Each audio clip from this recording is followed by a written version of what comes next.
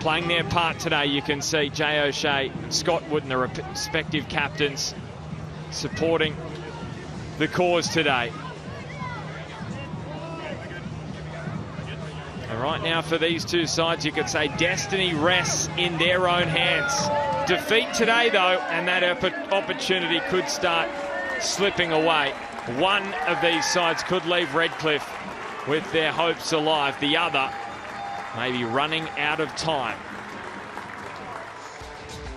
For Brisbane, two changes after their tight defeat to Sydney last weekend. The headline news though, captain Jay O'Shea back from a hamstring injury for the first time since January, while the experienced James McGarry also returns from a one-match ban. That means Vracus and Durrington drop to the bench. Well, Jay O'Shea, he had to pass a pre-match fitness test to earn his return to the starting side today. And the home fans will be hoping he can continue his goal-scoring run here in Redcliffe. He's the highest goal scorer in the Isuzu UTE A-League at this venue with 8 goals.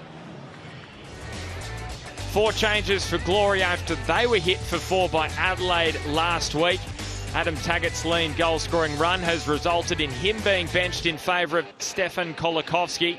Adam Griffiths has reshaped the midfield, so Timmins and Pennington start replacing Osler and Freeney. Freeney out of the matchday squad altogether. In defence, Brian Kaltak is back from suspension, replacing Adriano Labib. So Stefan Kolikovski starting an A-League match for the first time since April 2024. And after 2 goals in his last 3 matches, he takes Adam Taggart's place up top. He's a man who stood up before in big moments, especially for Melbourne City on that run to the championship back in 2021. He scored key finals goals. Michael Valkanis will be hoping he doesn't today. He declared Brisbane's difficult start to 2026 is behind them, and the Raw are ready to bring the rock and roll into Redcliffe this afternoon. He's promised a return to the identity they began the season with. So that could mean a busy afternoon for Adam Kersey, who's in charge of his 132nd A-League match, assisted by George Lacrindis and Andrew Lindsay. 4th officially Zach Keenan. The VAR is Sean Evans, assisted by Izzy Cooper.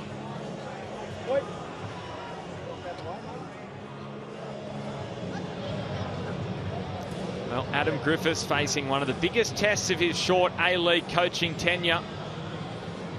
With just 1 victory in their last 6 matches, Perth are desperate to arrest the slide and keep those finals hopes alive. It's quite incredible, isn't it, how quickly the dial can shift.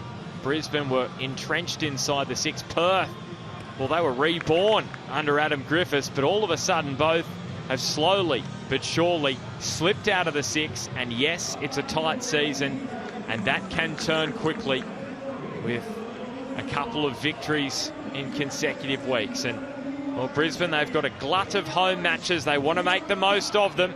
Perth, they are on the road for the next 3 weeks. It's a month on the road all told for the Glory, and they need to get some momentum or it could become a very long journey for them.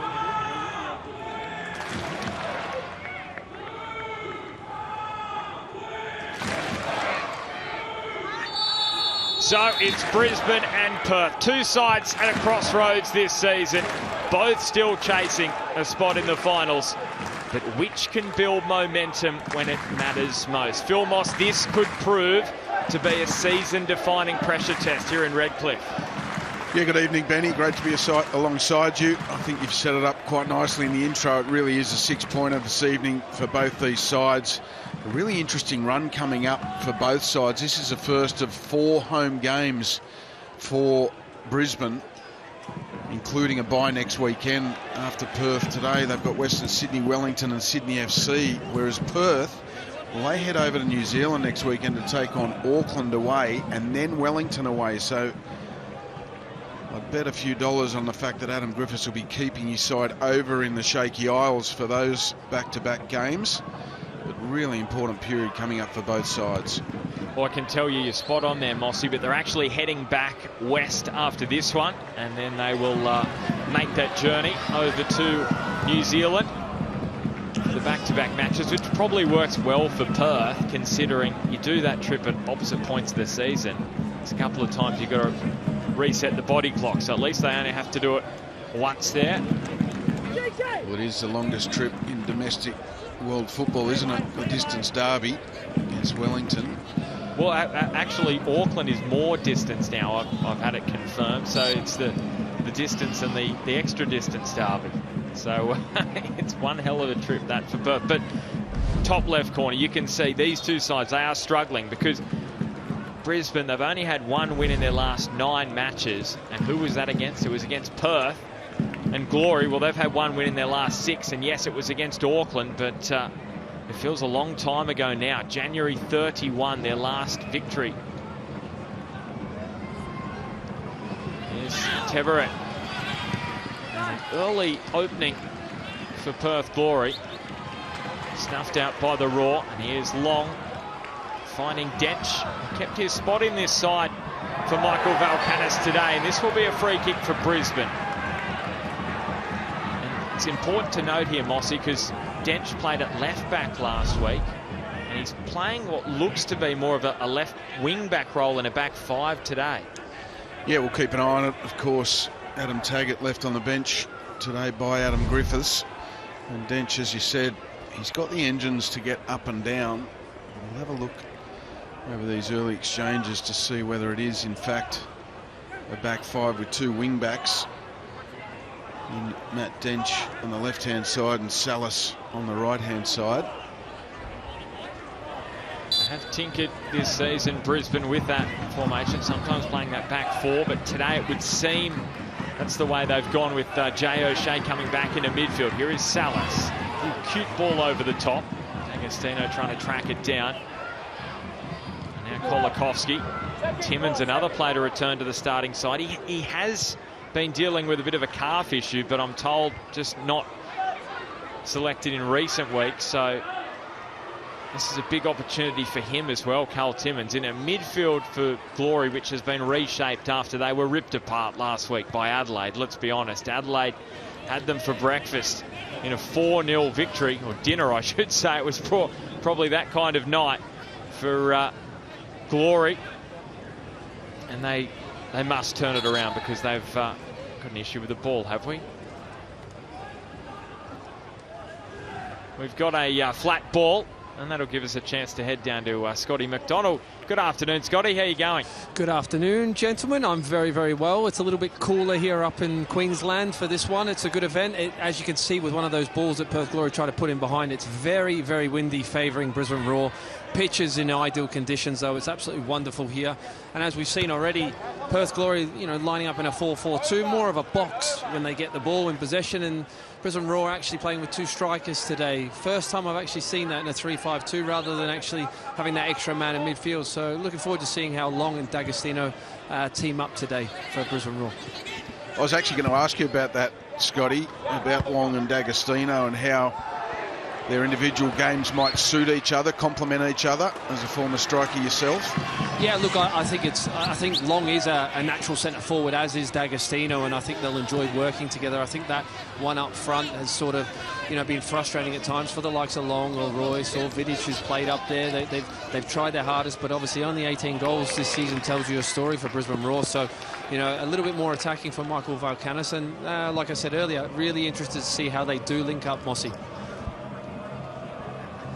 It's a good point there, Scotty. Second worst attack in the competition. Brisbane coming in here, just 18 goals at less than a goal a game. That's a big problem, isn't it, when you're scoring less than a goal a game? Defensively, though, they've been pretty solid, to be fair. 4th best defence, 24 conceded. So, got to hang their hat on that, but they have to try and find something going forward. And this is a big occasion for them today. I'm told the vibes have been high at training this week. They've brought in Andy Bernal into the Brisbane support staff. Apparently their mind coach, their previous mind coach, has moved on, and Andy Bernal has come in. He was the vibe manager at the Mariners during the glory days of recent years when they won the treble, Mossy. So maybe can bring that kind of magic to the Roar. You're only as good as your last game, only as good as your last role. Birchie certainly had a lot of success at the Mariners. Here's a decent ball. Klein, who did score against the Glory in the West. He cannot believe it, and that probably shows you just where Brisbane are at the moment. Well, I think he waits for the ball to reach him on this occasion. Klein, he really needs to attack the ball. They break down the right-hand side. It's a wonderful ball in as it's cut back there. And then this ball here from Salas, that's brilliantly floated to the back post. And I think Klein is just waiting for it. If he attacks that ball, he might even be able to take it on the volley. But that is a big, big chance for Brisbane to take the lead. Well, he's got 3 goals in 2 matches. He's only come up against Perth Glory twice, Sam Klein. He scored 3 goals, a double in his first match against them, and then scored earlier this season. So he could not have asked for a better opportunity to make it 4 in 3 against Perth.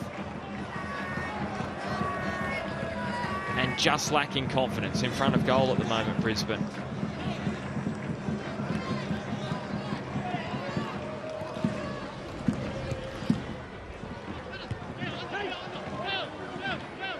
This is O'Shea. Huge inclusion in midfield. You cannot understate that. He really is the glue in midfield.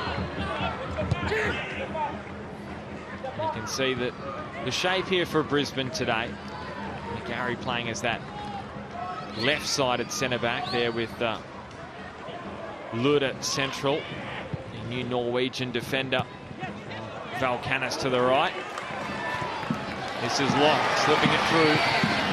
D'Agostino.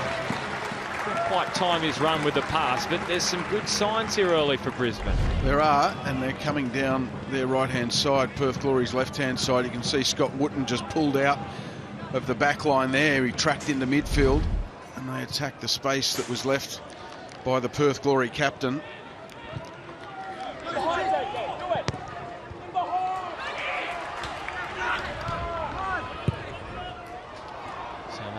Overhitting that pass. Just look at these 2 sides, Mossy, and where they sit on the table as well.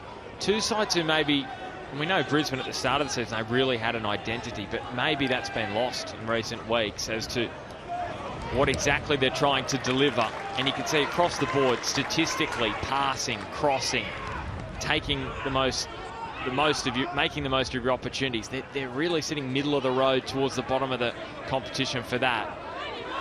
And if they want to play finals, well, you've got to sharpen up in those areas. Perth Glory probably more so making the most of their opportunities. They have spurned a number of those this season. This could be an opportunity to see how clinical they can be. Sutton's ball off long.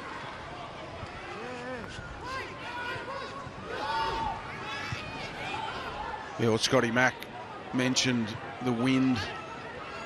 It's obviously in the face of Perth Glory, so that's something they're going to have to deal with. It'll give probably Brisbane a little bit more energy in the first half with the wind in their back. They're going to have to be patient, Perth Glory, but when they get the chance to move the ball quickly, particularly on the ground, in broken play, transition to attack, they're going to have to make the most of those opportunities. You can see Brisbane here just sitting behind the ball quite comfortably while Perth play across the front of them. So Brisbane with more possession to start this game. This is a spell here for the Glory. Brisbane able to earn it back, but now Perth with good energy.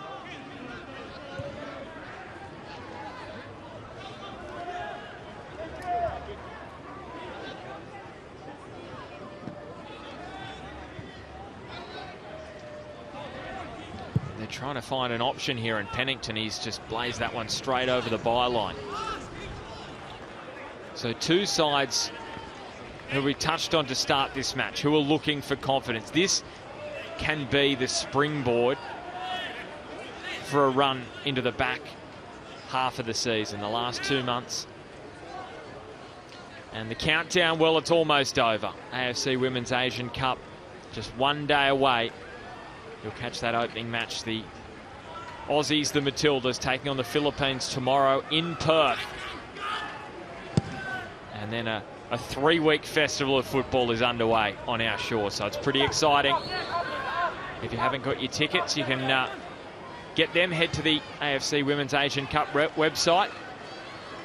Oh, it's hugely exciting. What a major tournament to have 2 in 3 years on home soil for the Matildas. What an opportunity. Klein and Dench.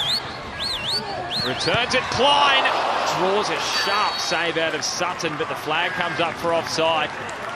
Well, he's looked one of the most likely. Sam Klein, why not when he's got such a terrific goal-scoring record against the Glory? Well, a snapshot pulls out a snap save from Matt Sutton. He wasn't to know there was going to be an offside. As we see Brisbane just working the ball through midfield quite well. And here comes the offside. You can see quite clearly the Brisbane player in the line of sight of Matt Sutton. It's a good call on the field there. Chris Long in the eye line of Matt Sutton. And I know the matches are currently being played on the Central Coast, but if you did see in the first half of that one, there was actually a Newcastle Jets goal ruled out for that exact incident. So referees are certainly keeping a very close eye on it. We saw the controversy in the original rivalry previously, not last night's match, but in our... Not any chance.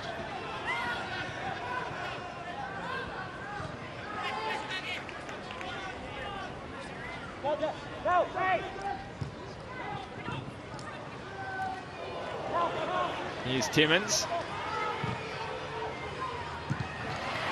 And Salas, good industry defensively.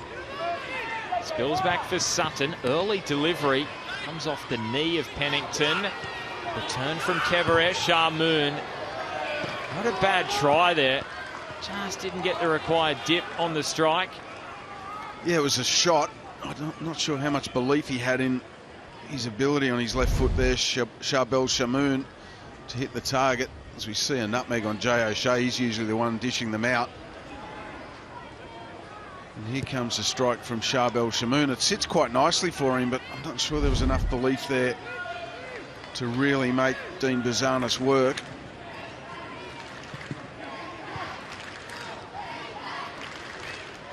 So a shot at goal, but not a shot on target last week for Perth in that match against Adelaide. They were really struggling to fire a shot.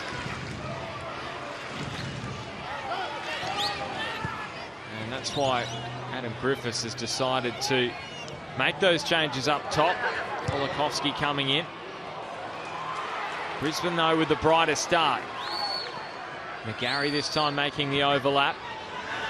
Working with D'Agostino. Oh, Pennington's come through and D'Agostino just lost his legs instantly. He's going to try and run it out. But that's a sore one. Was it the... it was sort of blocked by the referee, it would seem. Yeah, it was good work down the left-hand side, McGarry. And then Pennington just comes from the blind side of D'Agostino. And just clips him on the ankle on the way through. I'm sure he'll be able to shake that off. It was a good passage of play from Brisbane to work their way into an area.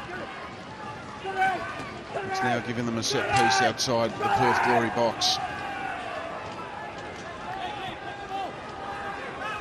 So Matt Sutton, Perth, no, this is a danger period for them. The start of matches, they have conceded goals to start matches and right after half-time. So they've got through the first 15 minutes here.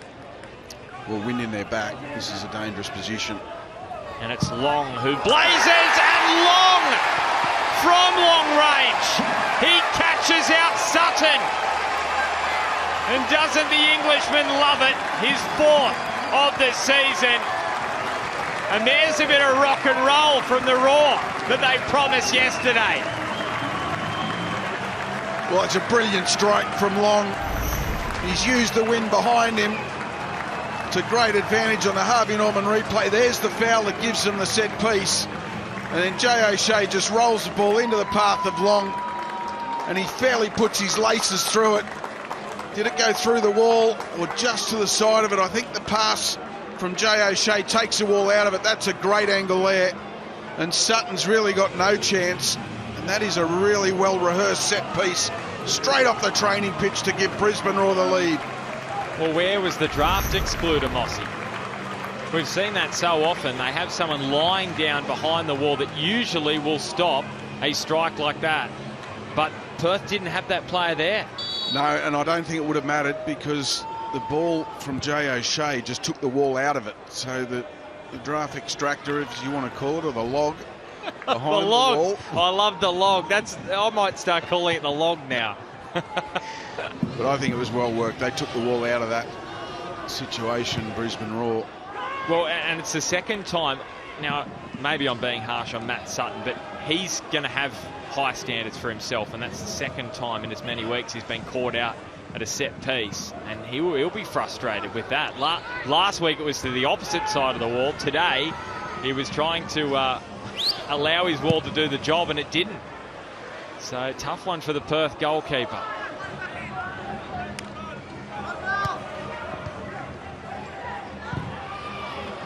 I actually think maybe you are being a little bit harsh, and I'll tell you why. The wall was set up, and Matt Sutton was very precise about where they were set up and how they were set up. But that ball from Jay O'Shea through the legs of his teammate to set Chris Long up takes the wall out of the play. There's nothing they can do about that. And then Chris Long's strike goes back around the wall, back the other way.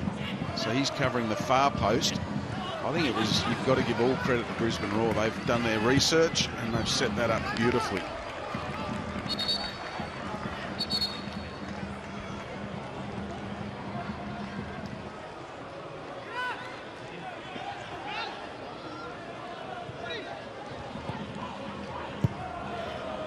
Well, one thing for sure is that Perth Glory going to come from behind again here, conceding the first goal. It is becoming a problem for them.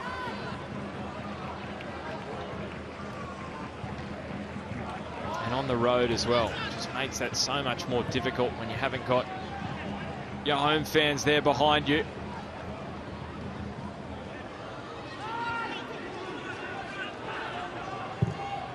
So Timmins moves it around in front of Shamoon. The instant hit back would be just what the doctor ordered for Perth Glory. Teverek, good shape on the delivery, and they have scrambled it over the line. And it's the returning Nick Pennington, who's having the goal-scoring season of his life. He scored 5 this season. And Perth are back on level terms.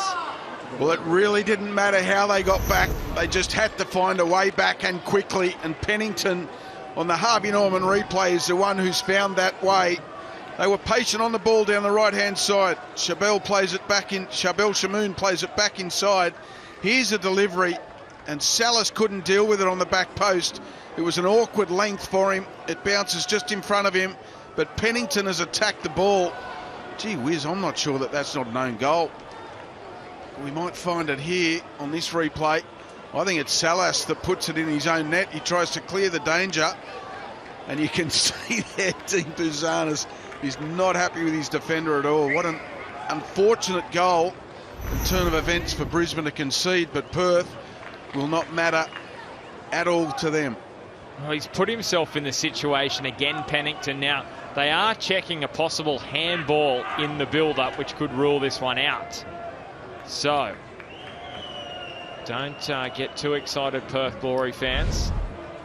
I think the handball, if they're looking at it, is just here when Pennington challenges for it. Just there. I think that's all right.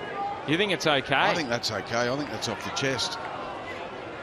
Does it hit chest and then arm? That's the question that I have. And if it does hit the arm, well, it's going to be ruled out. So I reckon, does it hit chest and then arm here, Mossy? No, it hits his arm for sure. I am in no doubt it hits his arm, Mossy. Well, it's just whether the referees say, well, is that enough? Well, they say no handball. I'm with the referees. I beg to differ, depending on your view of it. Let's get the hot spot out. Well, they obviously say it hasn't had an impact. But, well, there you go. 1-1, goal stands. Pretty sure it will be an own goal against Salas, who was copping an absolute ear-bashing on the ground from his goalkeeper. Yeah, he certainly was. I mean, it was a nagging length, the ball in, for Salas to deal with, because it bounces just in that awkward position of, do you attack the ball, do you wait for it to come? I mean, in that situation, as a defender, you'll always be coached not to wait for the ball. You've got to attack it. I think Pennington deserves some credit there. He's put a lot of pressure on Salas, got the ball under control and forces the mistake from the Brisbane Roar defender. Well, he's been there and thereabouts this season, so he doesn't get number 5. But if you look at the season that he's had, his best ever goal scoring season before this one, 2, and he's got 4 this year. So he's certainly a goal scoring midfielder for Perth this season. As now Brisbane wriggle it free. Through Klein. This is Dench. Drives it across and low. And this will be a corner for the Roar.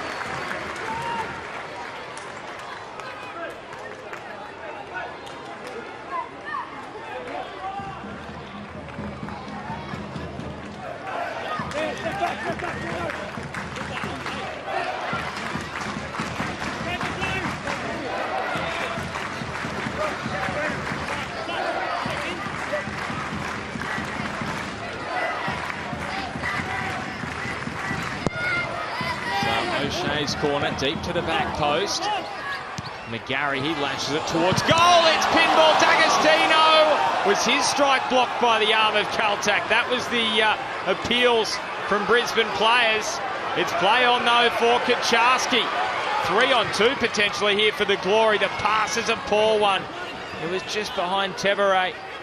And now Tevere! Oh, Basanis was rooted to the spot, and you thought for a moment it may nestle in the far post. Well, this is crazy. This is absolute chaos, and it's fantastic for the neutral.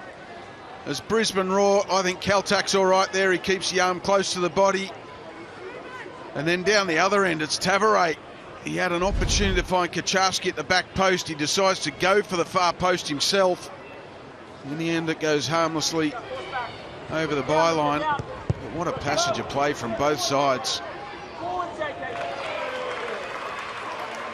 Well, Adam Griffiths is up and about on the sideline.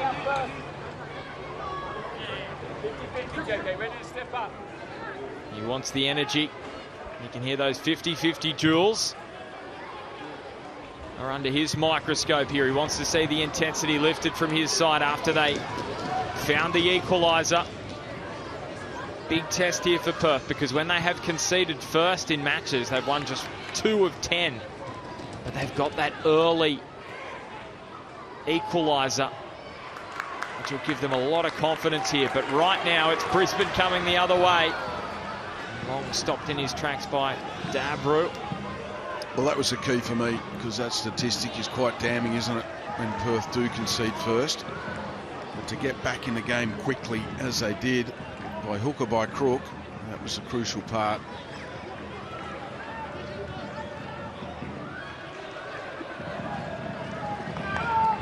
Now it's Valkanis who's quickly off his chair to encourage his side. Is that a yellow card for Mayoroni? You bet it is. And he goes into the book for the 7th time this season, Mossy, in just his 15th A-League match. So one more and he will get a 2nd suspension.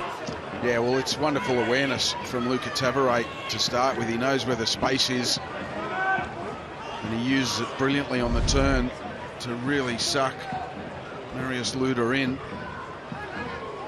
Mayoroni, I should say. I beg your pardon. So free kick for Perth, and Sutton is leaving it for Tevere. Dabru's strike really get off the tarmac. Well, I'll tell you what, let's go and get the thoughts of the last few minutes. Well, let's head down to you, Scotty. Gee, there's been drama everywhere you look. Well, I'll let you guys get a breather. It's been unbelievable, isn't it? Since that first goal, you know, Mossy talked about the wall and lovely little intricate free kick from Brisbane Roar. I have to say, potentially, though, you know, the wall from Sutton might have been just too far over for the left left footer. He was overcompensating a little bit. If he has a look at it again, you expect your keeper to get down to that. But what a response from Perth Glory. And a little mention, I've got to mention, Tavares, a guy that's came from MPL as well. He's not looked out of place today so far, and wonderful delivery. And you have to say Pennington, aggressively getting on to the end of that, causing Salas the issue to score the own goal. And then obviously we've had the goal line block as well from Counterattack. That was huge, a big moment for Brisbane Roar. Chances like that go are begging for them. And you just wonder as the game goes along, if when this second half starts. Good challenge for me. It's right in front of me, that one. Nice meaty one. Michael Valkanis is off his seat for it. But we've got a game on our hands, lads. That's for sure. Oh, Scotty Mack, I can sense you just want to put the boots on when you see stuff like that. 100% Mossy. I wouldn't mind it just now, looking at this pitch as well. He's right, though. It's a fantastic game building here. I mean, that's 26 minutes, nearly 27 minutes gone. It's absolutely flown by. We've had action down both ends, 2 goals already. And Long with a touch around his compatriot, and the delivery beats everyone. D'Agostino, he cannot believe it. And Long, as he copped a bit of a stud here on the way through as he was delivering the cross. We know Bazanis is really good with his feet. He just pings balls left, right and centre. I think Long's kicked the ground there. There doesn't seem to be any contact from Wooten. There isn't. And D'Agostino is stretching with every sinew in his legs to try and meet that wonderful cross from Chris Long. But I think he might have done some damage to his ankle here. Is this the definition of turf toe, Mossy, where you collect the turf with your toe? And this could potentially be a sinister one. It's his left ankle that they're checking, and he delivered the ball with his right foot. But he certainly looks in a lot of pain there. He's done. I cannot see him continuing. Based on his reaction here, Mossy, the way he is slamming that right boot into the ground, the shirt goes over the head. These are the emotions of a player who knows they've done a significant injury. Well, here's where he takes off. Tell you what, I just hope it's not his Achilles. I just wonder if there might be a possibility of an Achilles injury here. This will give us a better look. Oh, my goodness. Looks like he hyperextends his knee as well. Well, no, he's grabbing the front of his leg. Either way, it doesn't look good, Benny. Does not look good at all. So Michael Valkanis is going to have to go to his bench. He's got a few options. He's got Vidic and Roos. Brissett as well, who was entertaining off the bench last week. Caused some headaches for Sydney FC. So Chris Long, he doesn't look as unhappy now. This is the goal that opened this match. And just a little bit of a free kick routine. Bang, right into the bottom corner. This is the angle here. I think Scotty Mack's got a good point. I think they might have overcompensated for the left-footed strike. Nonetheless, it was well worked by Brisbane Roar. Well, it's terrific camera work there, Mossy, wasn't it? Because you could see from that angle how far the wall was across outside the goal when you have a right footer taking that free kick. So it was really, really good spot there from Scotty McDonald down on the sideline. And we are just nearing the half-hour point. So we'll see what happens with Long as O'Shea. It's a very short delivered corner. Aaroni recycles it through the captain. It's a better delivery, but it's off the head again of Caltac. Klein. Aaroni. Oh, O'Shea has copped a boot here from De Abreu. And now it's Gio, who is going into the book for his 5th yellow card, so he won't be playing next week. And there's a bit of afters here. Valkanis is involved. He's never too far away from a bit of push and shove.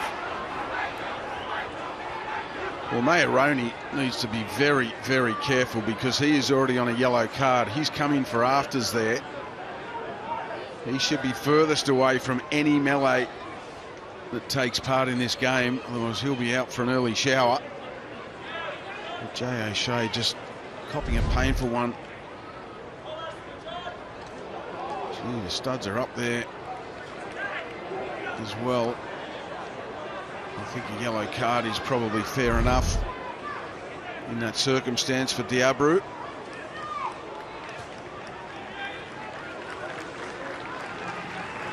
Certainly some feeling in this game. Well, there's so much at stake, isn't there? Two sides outside the top six. Momentum has stalled. They need to find some momentum. And it's locked up here, one apiece. Free kick for Brisbane.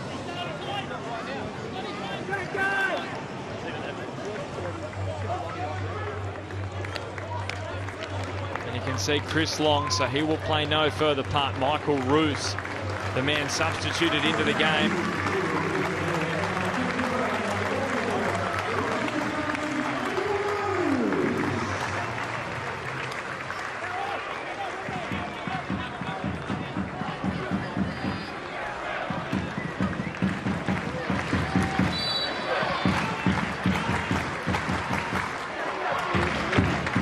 O'Shea towards the near post run of D'Agostino. This is Klein. Steps away from Tevere, gets the delivery up towards D'Agostino. Just couldn't knot it down on goal.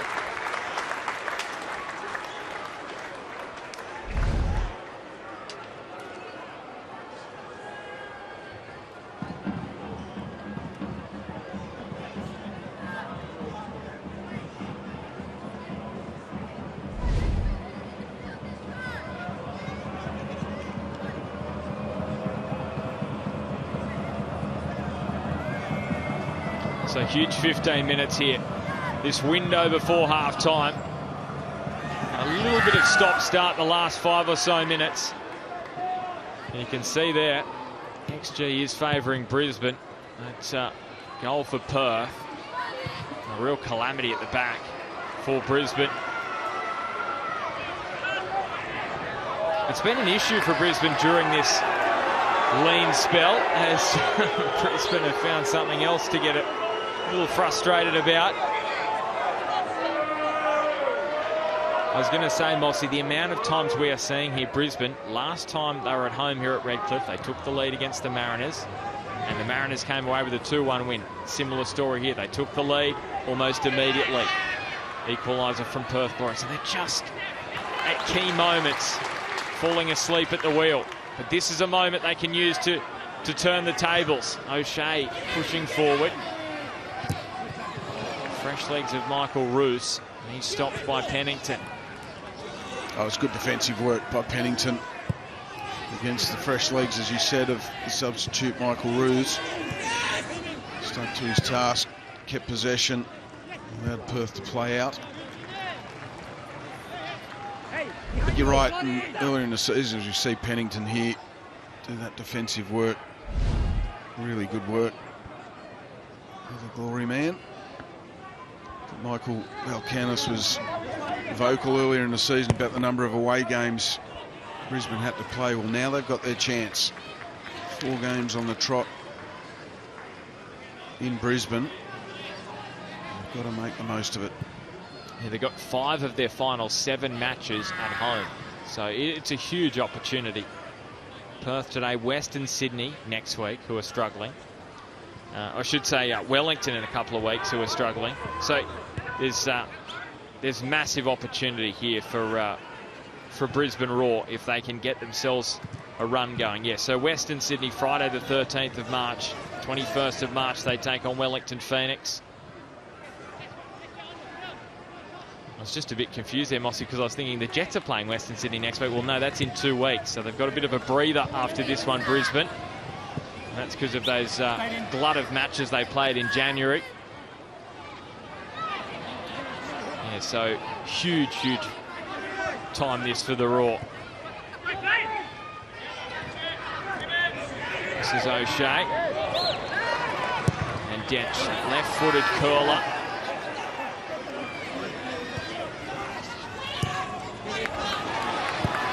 Klein testing out Sutton at his near post. To Abreu with the clearance. Well, he's certainly involved in everything good Brisbane are doing, is Sam Klein. Missed that early chance at the back post, then had the snapshot that was saved but offside. He's making some inroads into that Perth Glory defensive line as well.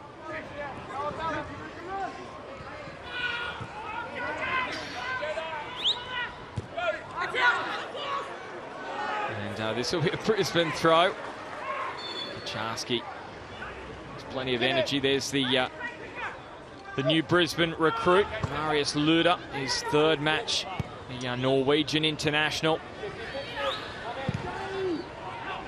Three-time competition winner in Norway with Bodo Glimt.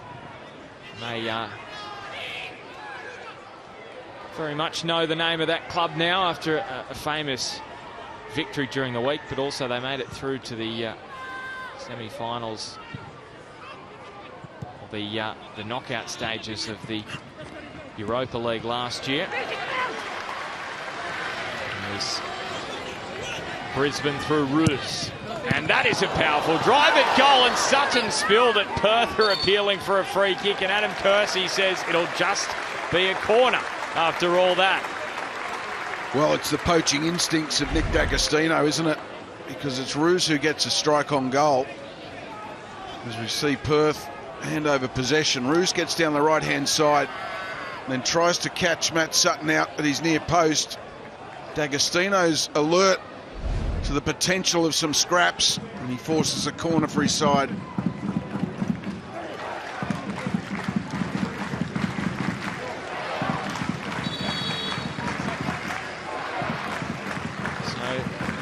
Three corners now for Brisbane. Have been good from set pieces this season. Almost half their goals coming in this kind of manner. And this time it was Dench who couldn't control the header.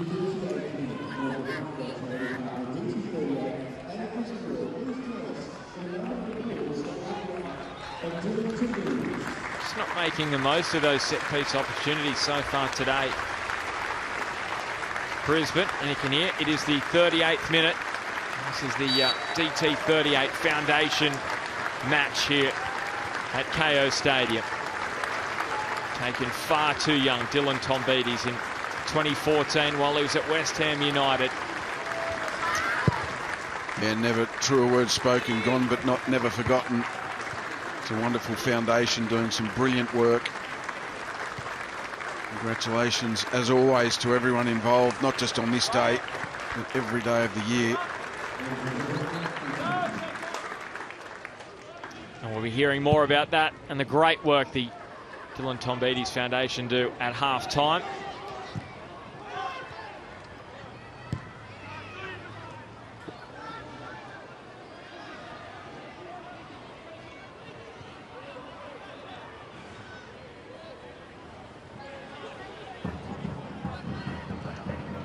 Brisbane were dominating possession early doors in this one. Well, that has even more become apparent in the last 10 minutes. This is Brisbane through McGarry. Perth have very much been trying to exploit the Roar on the counter-attack. That's where their goal came from. Not too many chances since then, though. Brisbane making all the running. Here's another free kick for them. To Abreu, he has got to be extremely careful. And I reckon Adam Kersey's going over and saying this could be a final warning because he's already on a yellow. Yeah, he is. Michael Roos just does him there. An absolute kipper. Using his fresh legs to good effect. A good run in behind where Charbel Shamoon had left the space to go and press the ball. And then he just drops the shoulder, hooks it inside, knows where the space is, and draws the foul. Really experienced work by Roos. Abreu, as you said, he's probably starting to skate on thin ice. It's a tightrope without a harness, I reckon, at the moment. You can hear the contrasting information coming from the benches. Volcanis telling his team to get in behind, get in behind. Adam Griffiths yelling out, get behind the ball.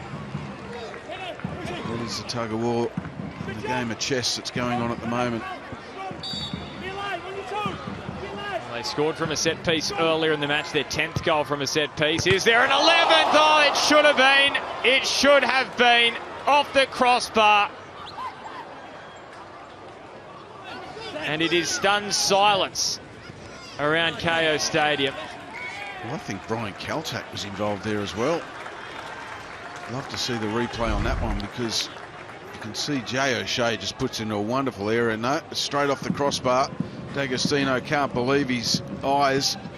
He gets up brilliantly. Look at that. He just couldn't quite get over it enough to keep it under the crossbar. Brilliant delivery from Jay O'Shea. And he rose well, D'Agostino, still shaking his head in disbelief.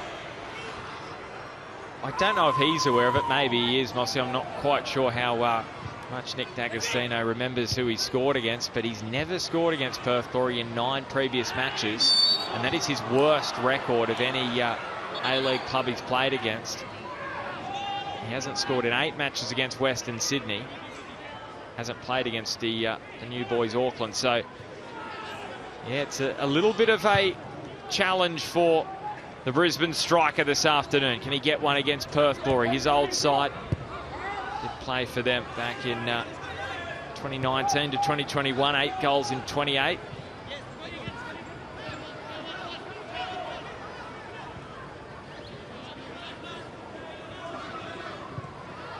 You would have been ticking off the teams you scored against, Mossy, wouldn't have you? Yeah, it was very easy. It was a very short list.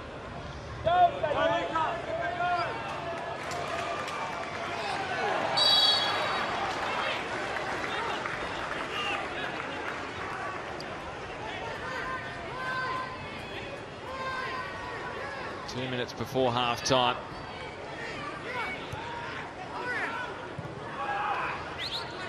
And both coaches just feeling a few little butterflies in the pit of the stomach, knowing how crucial this period of the match is. They really want to lock it down, Perth and Brisbane. Yeah, that's right. I mean, the possession stats have evened out over the course of the half. 52% in favour of Brisbane, 7 shots to 3. 3 on target to 0 in favour of Brisbane. So no doubt Valkanos will be the happier of the 2 coaches going in at half time. But they've still got the job to do, and Adam Griffiths no doubt will be pumping some belief into his players. They're well in this fight at 1-1 as it stands.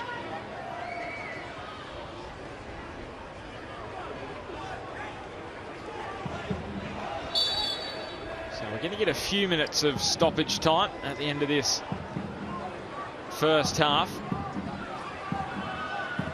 And remember, you can see that breeze just fluttering the jersey of Matt Sutton. So Perth will have that at their backs in the second half. Something they can look forward to. Maybe the wind in their sails in the second 45. They haven't had much possession in this first half, especially of late. It's been all the raw in the lead up to half time.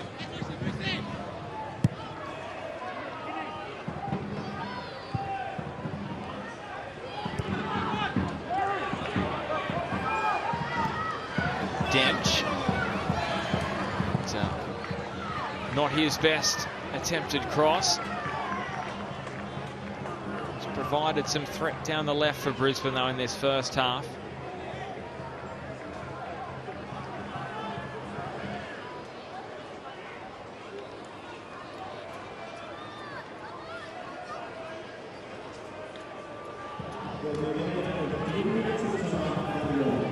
Gee, I was expecting more than 3 minutes. Well, we did have that stoppage for the VAR and the Chris Long injury as well, so it's a fair point, isn't it? Oh, D'Agostino again hits the turf, and he is clutching at a knee here. He wants play stopped.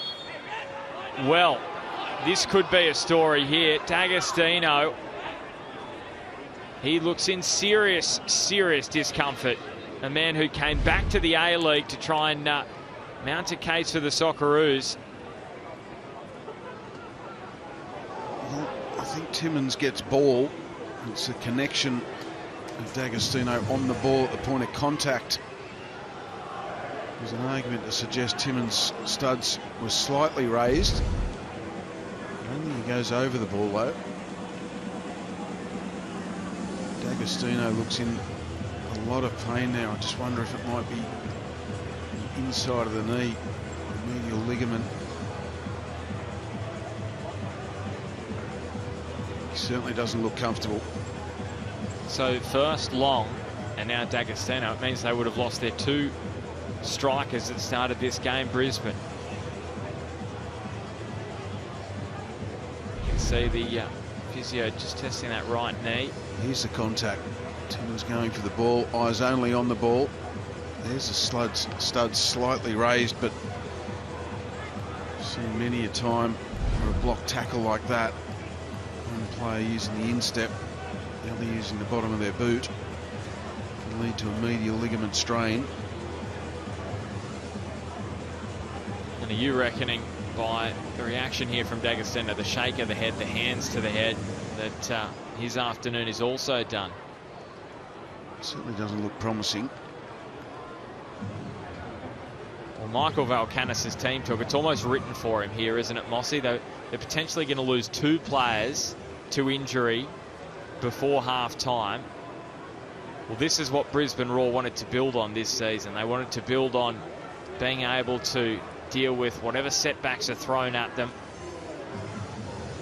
And this is a massive test for Brisbane, potentially here, losing two of their key players. And you can see that the jersey over the head, Scott Wooten comes over, trying to console Nick D'Agostino. Well, it's devastating for Brisbane if D'Agostino has to go off as well. We were so excited, and Scotty Mack talked about it early in the game, having D'Agostino and Chris Long playing up front together. There is Chris Long on the bench, nursing his own injury.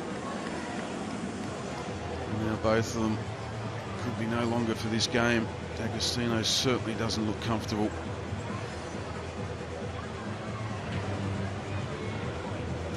So D'Agostino limps towards the sideline.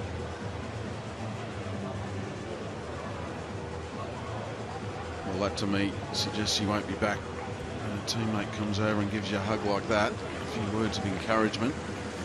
So Jacob Brissett looks as though the man who's being summoned here.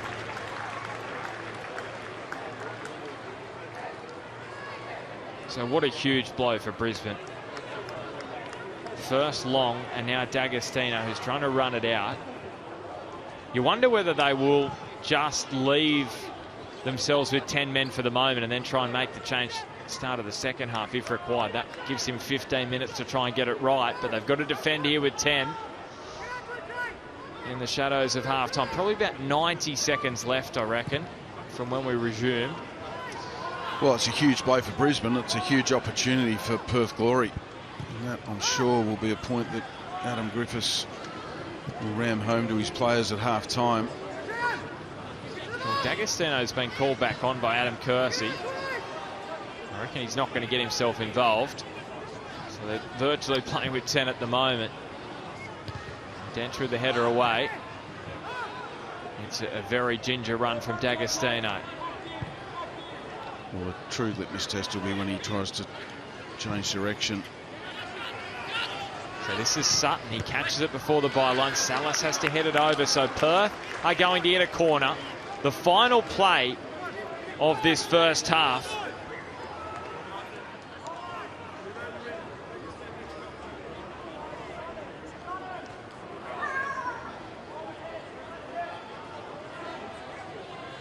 So just the one goal from a corner this season as it's tipped off the head of Caltac. Spills here for the strike of Kolakowski.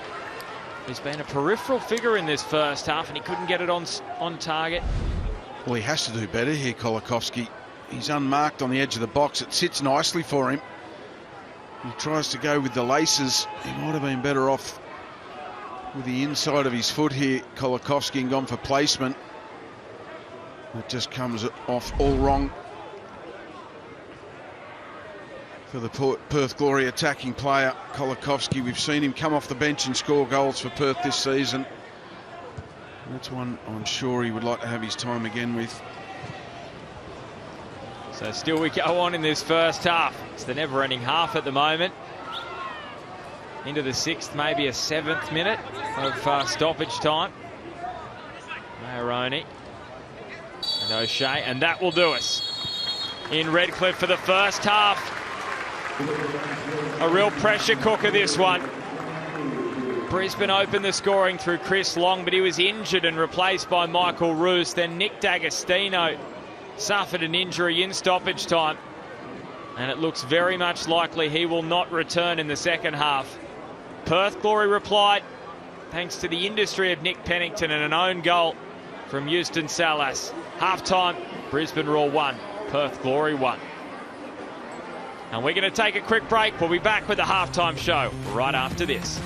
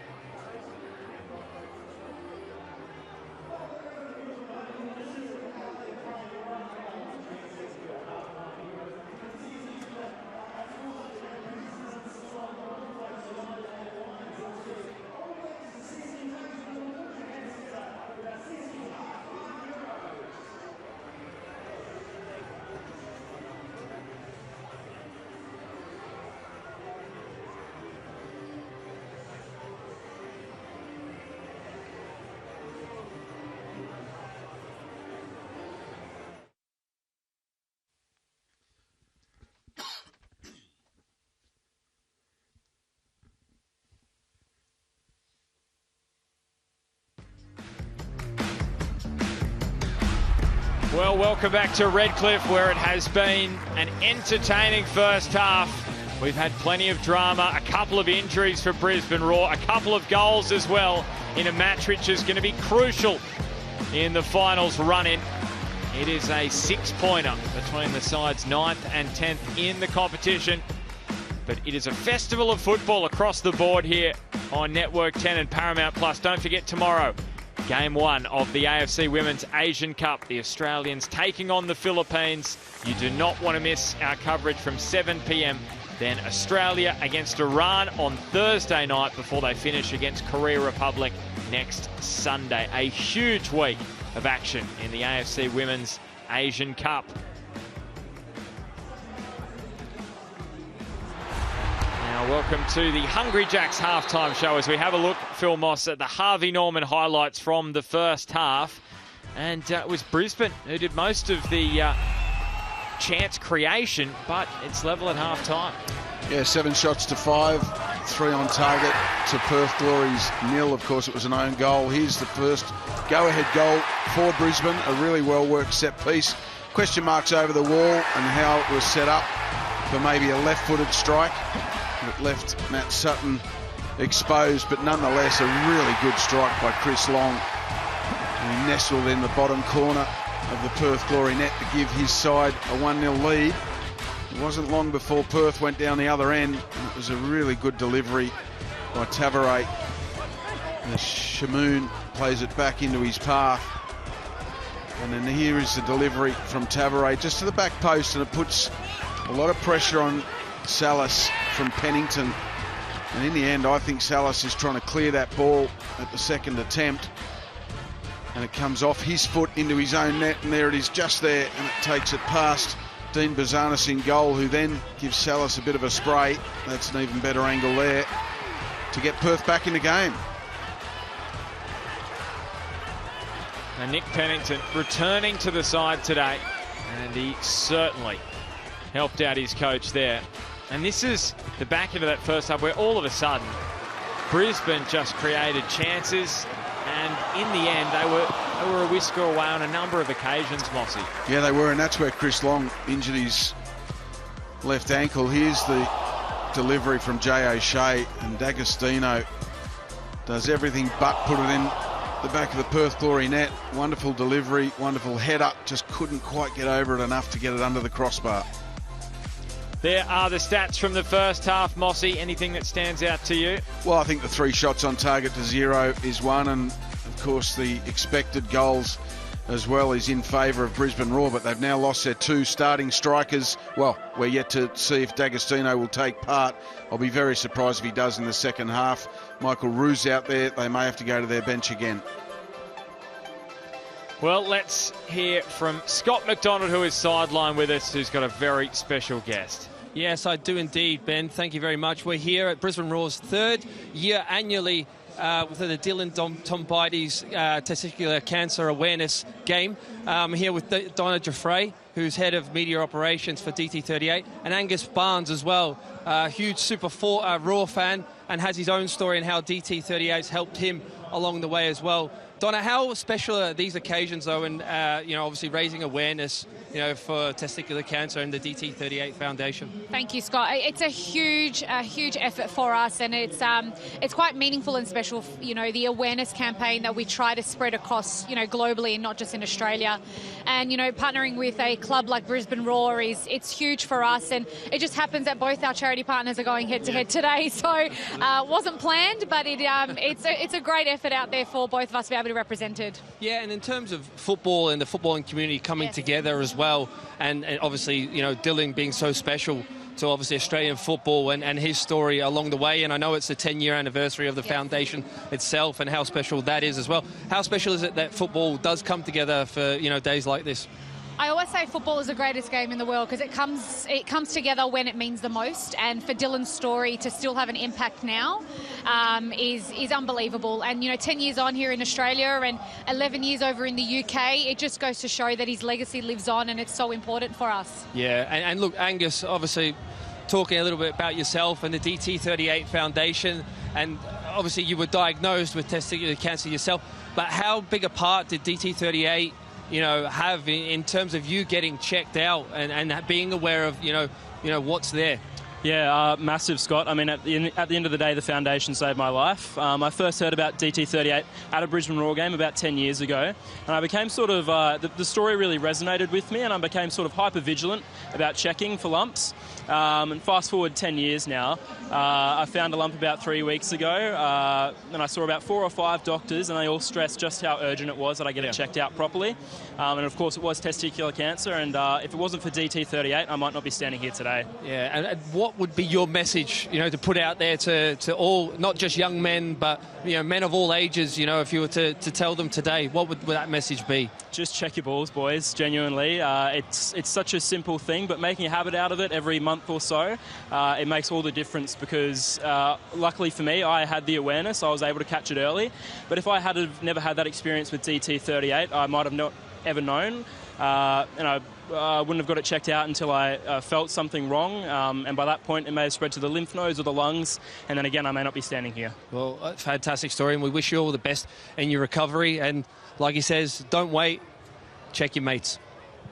Thank you so much, Scotty. Thanks to Angus and Donna as well. A terrific message, and what a cause it is, the Dylan Tombides Foundation awareness match today in Brisbane. All right, well, this has been the Hungry Jacks halftime show. We are going to head to a break, and the second half will be coming from Redcliffe right after this.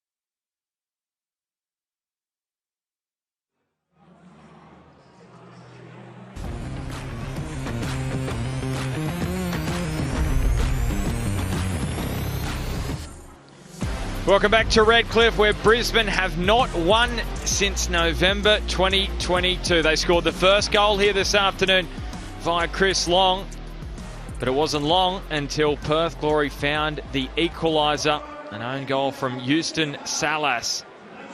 And at halftime, 1 goal apiece. Chris Long replaced after an injury in the first half. Nick D'Agostino was also injured right in the shadows of halftime. We're still waiting to see whether he resumes his place, and it would seem not, because Justin Vidic has got the bib off And he is standing at the halfway line, so he's about to get substituted into this game. He's just getting some final instructions here from Vorha Lemmer, the Brisbane Roar assistant coach. And here come Perth Glory, who went behind again in a match. They've made that a bit of a habit of late. We're down in the last few matches. They came from behind against Auckland as well in that 2-1 victory at home. So it has been an issue for Perth starting matches slowly. It's also been an issue starting the second half slowly. So they have to be on red alert for Michael Valkanis's team, who have lost 2 key players, Phil Moss, at half-time. So this is a backs-to-the-wall effort. They really need to motivate themselves in this second half. Yeah, they certainly do, but you won't have to ask Justin Vidic and Michael Roos twice to take the opportunity that's presented itself for them. They'll be looking to put their best foot forward in this second half. We've got some news from the Brisbane Roar bench that Chris Long thought that he'd broken his ankle at first, but it's been cleared of a break. And apparently it is just ligament damage. So that is good news for Chris Long. What's the prognosis though, Mossy? Ligament damage, usually. Is that season over? Because there's only 2 months to go. Doesn't have to be. It depends on the grade. So obviously you're after a grade 1, not a grade 3. That will depend on tests that are done over the next couple of days, I would imagine, once the swelling goes down. They've lost some key players, haven't they, this year? They've lost Stoppage as well. He's expected back before the end of the season, they're hoping, but we'll wait and see. All right, second half underway in Redcliffe. Crucial 45 minutes. Beginning this second half, as we started this match level, and really a point is not beneficial for either side, Mossy. It just sort of pushes both these two sides back into the chasing pack. 3 points, absolute gold here in Queensland. Yeah, it certainly is. You mentioned it was a 6-pointer before kickoff, and it really is that. And both teams can almost start from scratch again now at 1-1, although Brisbane had the better of the key statistics in that first half. Shots on target, expected goals, possession. They shaded Perth, not by much, but really now Perth more settled than Brisbane, with them having to make 2 subs up front, and they've also got the wind in their back this half. Perth Glory, can they make the most of it?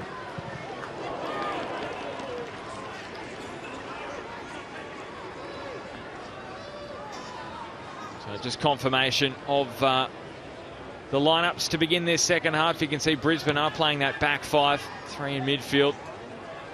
Maroney is on a yellow card, and he does have to be careful. Number 7 of the season, and the 2 changes up front, D'Agostino and Long starting the game, but Roos and Vidic. And it's Vidic who wins a free kick here.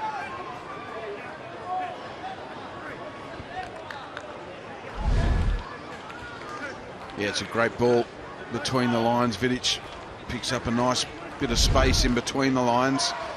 In a pocket, draws the foul.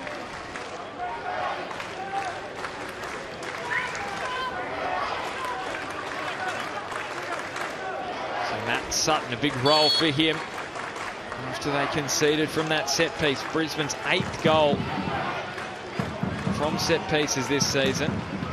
O'Shea is clipping. Never a cross goal, looking for Roos from Luda. And McGarry, neat turn from the Kiwi. Roos, well, that was beautiful from Brisbane. Spills for Dench. Neat 1-2 play with McGarry. Chips it up. Vidic likes it in the air. It's Klein, and it's blocked. Handball of the appeals against Pennington. Salas back in towards the mix, and Perth clear it away. Well, not for the first time today. Phil Moss, there's going to be some investigating of a Pennington potential handball. Well, we're only 2.5 minutes in, and already there's drama. VAR will be looking at that. Pennington was on the ground as the ball ricocheted. No, that's no relation to Jay O'Shea. But was there a hand in that? Oh, no. Don't replay the tape, whatever you do. All right, let's have a look here at the Oh, the turn from McGarry was exemplary, wasn't it? This build-up from Brisbane. This is the incident, Mossy. I don't think there's anything in that. I think Pennington's done a really good job. Yes, you could say there was some contact with the arm. Well, that's what I was going to say. You cannot say that that is an unnatural position. No, I agree. It's definitely hit his arm, but he's just fallen, and he's got to put his hand somewhere, and the ball was there. So I think that is the very much the correct call, Mossy, from the VAR. You can't chop your hand off in that situation. It's got to go somewhere. As Klein now looked to be cut down, but it was a ball first from Dabru, according to the referee. Now it's Timmins after the foraging from Caltac. Now Salas. Well, it's good energy there to try and pinch it from Pennington. As Scotty McDonald said in the first half, cooler conditions today in Brisbane, and we are playing later into the evening. This match started at 6 p.m. daylight savings time, 5 p.m. in Brisbane. Usually a 4 p.m. start for these matches, so it's going to be better conditions for the players the later we go here.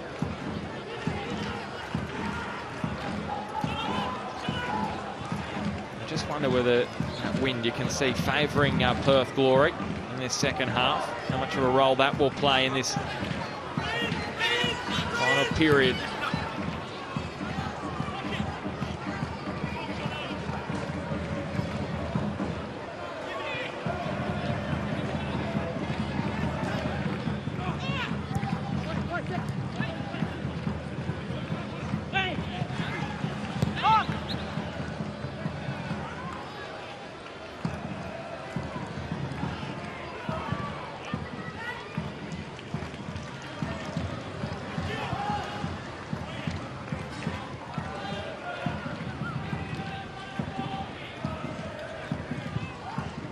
Luda. Neat pass for Ruse, who couldn't continue the forward momentum. Brisbane controlling this passage.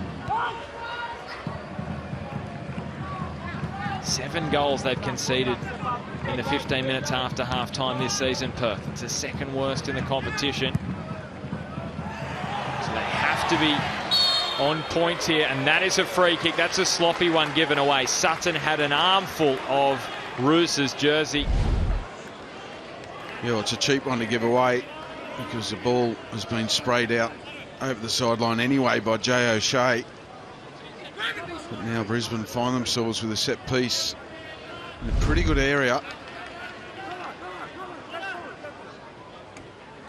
Sutton can't quite believe it, but let's look at the replay. It was pretty clear cut. So O'Shea, the leading goal scorer at this venue, trying to be a provider here. And it's Luda at the back post. There was Vidic too. Mayoroni. McGarry. And O'Shea gets a second bite at the cherry. This one a little deeper. The header across the face. And there was no one at the opposite post for McGarry. Well, he used the breeze brilliantly, Jay O'Shea. It looked like for one moment that he was going to set himself up for a strike on goal. He just lofted the ball to the back post, knowing he could give it a little bit more because the breeze would hold it up.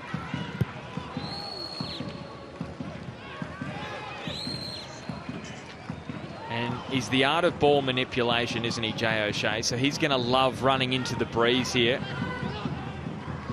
And Perth defensively going to have to be wary, as you would when you come up against the Irishman. Ruse has done well to maintain possession there. Does he win a free kick? He doesn't. A good decision, Adam Kersey, in the end. Ruse just slipped. He showed real strength to keep possession of the ball. In the end, it was the grass that got him, not an opposition player.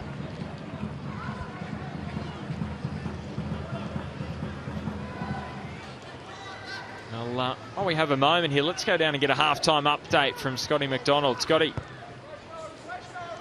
Yes, Ben. Yeah, we've had a decent start to the half for Brisbane Roar. Obviously, with the two attackers going off, they started ever so well, didn't they? And, you know, Michael Valkanis will be, you know, saying, what luck do I need to have here, you know, near the end of the season with all the injuries that he has had or had to deal with during the season, with Jay O'Shea obviously just only coming back as well.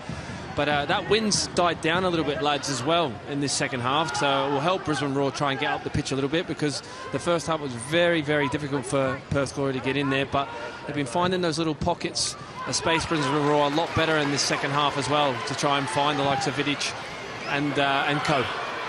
Thanks, Scotty. Michael Roos going down on goal. He's just pushed wide by Wooten. Now Klein.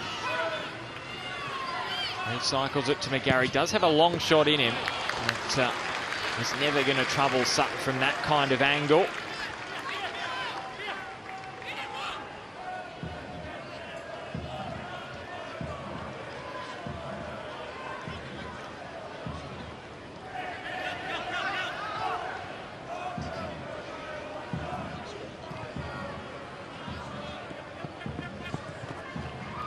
So if you missed the news today, Auckland FC 3-0 winners over Melbourne City. City in a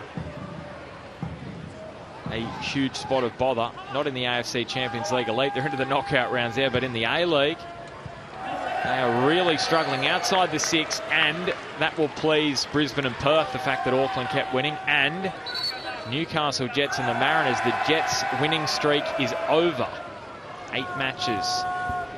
So Western Sydney Wanderers fans can breathe a sigh of relief. That 10-match winning run is safe for the moment. And Jets don't get the chance to try and equal it next week against Western Sydney. So it ends at 8, but unbeaten in 9, which is a club record, that is for sure. So many storylines around the A-League. Western Sydney and MacArthur playing tonight as well, so you can catch that one on Paramount Plus. Do the multi-screen tonight, because there's so much action in the Isuzu UTE A-League.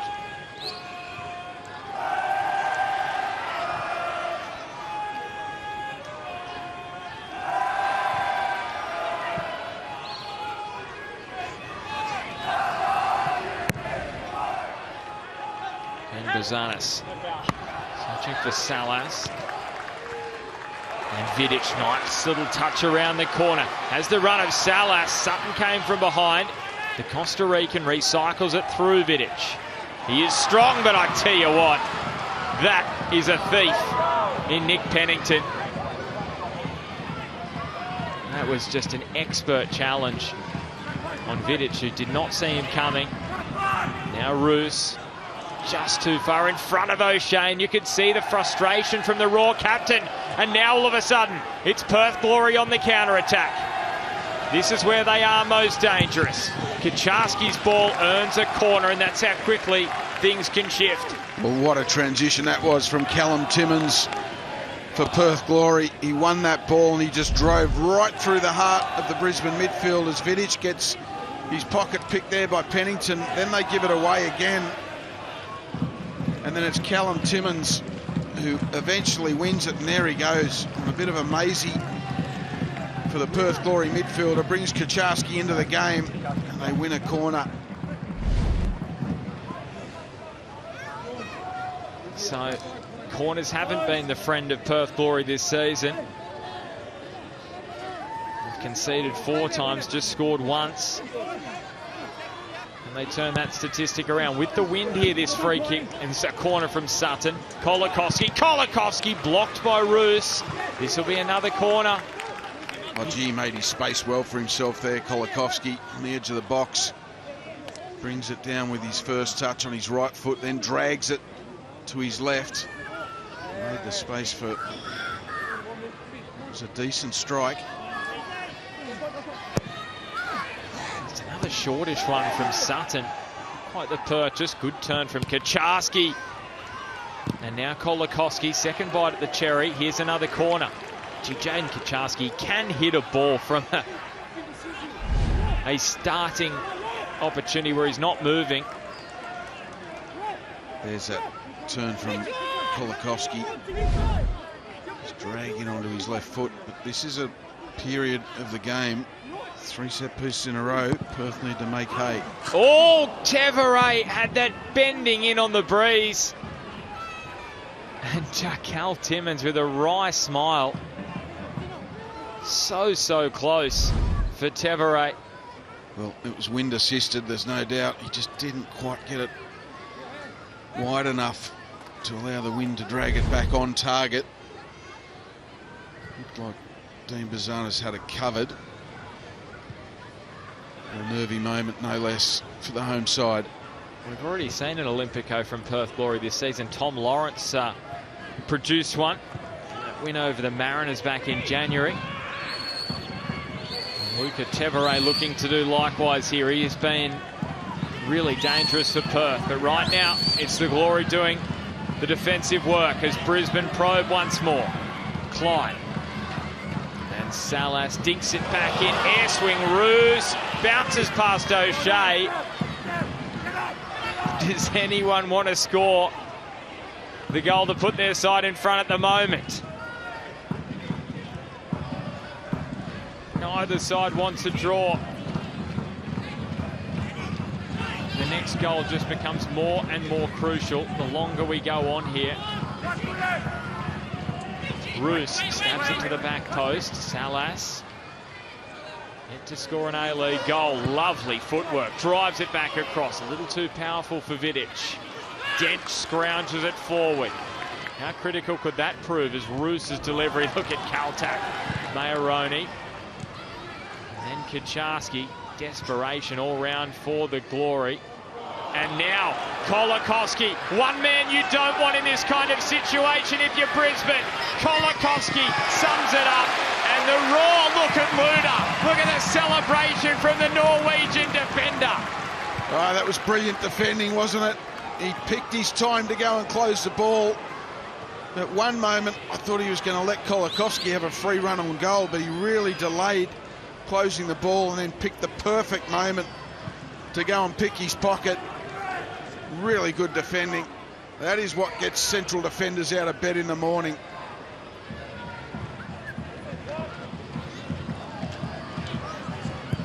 Dench to Abreu to Shamoon. I tell you what, this is great action, Mossy. Final half an hour. Oh, and here we go, Mossy. Adam Taggart, welcome to the action. Maybe this is the kind of afternoon for him as we see this chance here for Perth. Yeah, and you can see Luda just holding off until he had reinforcements on the other side of him. And then he goes and closes it, puts his body on the line, slides in brilliantly. I reckon that'll be on the highlights tape for Michael Valkanis this week. The effort there from Luda as Kucharski, just confirmation he is replaced by Adam Taggart, who needs one more goal to become Perth Glory's highest all-time goal scorer in the A-League men. It's 59 equal with Andy Keogh. And he'd be alone on 60 if he scores one here today. Roos, Klein, Salas and Pennington. He's like a hyena, isn't he, Mossy? Nick Pennington. He's been a rock for his side this evening, on and off the ball, but he's done so much good defensive work as well, Pennington.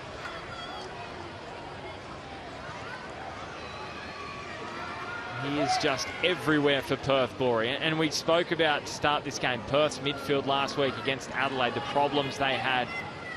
Well, Nick Pennington has been so industrious, especially defensively, and of course he played a key role in the goal too.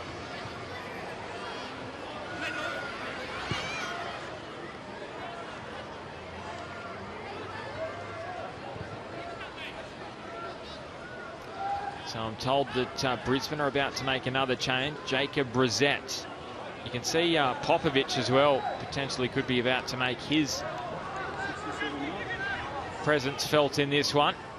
Got a bit of height about him. You would think probably it's going to be Kolakowski if it's anything to go by what we've seen in recent weeks. It'll be a bit of a blow for Perth because his speed. It is always a threat, a player that has the speed. Stefan Kolakowski. Well, this is a thing as well, isn't it? It's a fine line you tread as a coach, because Kolakowski and Kaczarski have been so effective off the bench for Perth today in starting positions. Roos spurned. Huge moment. Just had to be taken. Well, he just rushed the shot. The first touch was perfect. It's Klein who turns inside and plays a beautifully weighted pass into the path of Michael Roos. His first touch had set him up. I think he just snatches at the shot and really doesn't get his foot around it to get it on target. That's a huge chance for Brisbane. Well, he was staring down his old teammate at Western United in Matt Sutton. And the leg spread from Sutton, and Roos sprays it wide of the target. Another moment for Brisbane goes begging. D'Agostino's chances in the first half. Hitting the post. The Caltac block. The Roos miss there. Perth, of course, have had their own chances. The Kolakowski moment 5 or so minutes ago. Yeah, credit Sam Klein as well, though. He had the ball on the left-hand side, turns back inside, spots the run of Roos and plays a wonderfully weighted pass into his path. So Jacob Brissett replacing Dench. So is he going to be playing as a wing-back? Is he going to be given more of a licence to push forward? That'll be interesting to see, because he is more of an attacking player as Brissett. And they're going for the height of Popovic over the speed of Kolakowski. So what can he present? Alongside Adam Taggart up top. He's come off the bench 5 times previously this season. Popovic, 6th appearance here in Brisbane. Yet to score an A-League goal. What a time to open your account this would be in a pressure cooker match.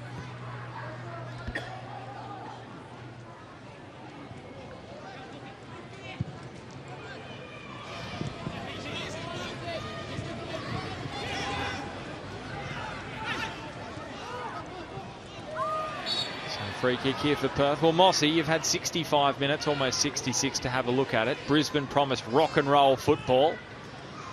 As just a reminder, AFC Women's Asian Cup just 1 day away. Australia taking on the Philippines tomorrow. I want to get your thoughts on Brisbane. Yeah, they promised rock and roll football yesterday. Have you seen the rock and the roll here in Redcliffe? Look, I've seen the effort. Not sure about the rock and roll. I mean, it's been a good game, but both teams have played their part in that. There's been some good football, good chances created, a couple of goals scored. A couple of injuries to Brisbane, which no doubt would have interrupted their rock and roll, particularly when it's both your strikers going off, as we see a potential head clash here. Yeah, head injury, so the match has to be stopped here for Pennington, who has hit the turf. And Perth physio is just going to come out and assess him. Let's see here. Oh, it's a painful one. His eyes are on the ball, Pennington. It's Valkanis who was looking at the ball. Right on tickle on the side of the head, around the temple area. Well, as Pennington just gets some pickle juice and a little bit of an assessment, let's head down to the sideline with Scotty. Yeah, I think from Brisbane Roar perspective and Michael Valkanis, he's hugely concerned just in those counter-attack moments. Just wants to lock it down. That's the information given to Noel Moroney, Sam Klein and Jay O'Shea to make a foul if there is any sort of threat that is coming that way. As we've seen the last couple of minutes as well, I think Perth Glory have just started to control that a little bit better, and I think as the game goes on, it'll be interesting to see how Brisbane Roar's legs go. I think just to touch on as well, Ben, you talked about Brissett coming on. I think it is more a 4-3-3 for Brisbane Roar here as well, and they need to go for it, that's for sure. They need the points, as does Perth, to try and have that push for finals football. Yeah, thanks, Scotty. Yeah, most certainly. And we know Jacob Brissett, hurt by injuries this season. He only came back off the bench against Melbourne Victory back in or earlier this month, and then 18 minutes off the bench, his biggest chunk of time against Sydney FC. So big opportunity for him to try and light it up, just the one A-League goal. But remember last year, he was one of their consistent threats moving forward.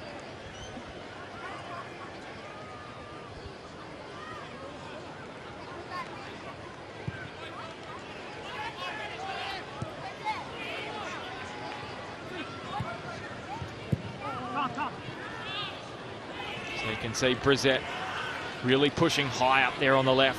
Vidic central and Roos out here on the right. After they started with D'Agostino up top alongside Chris Long.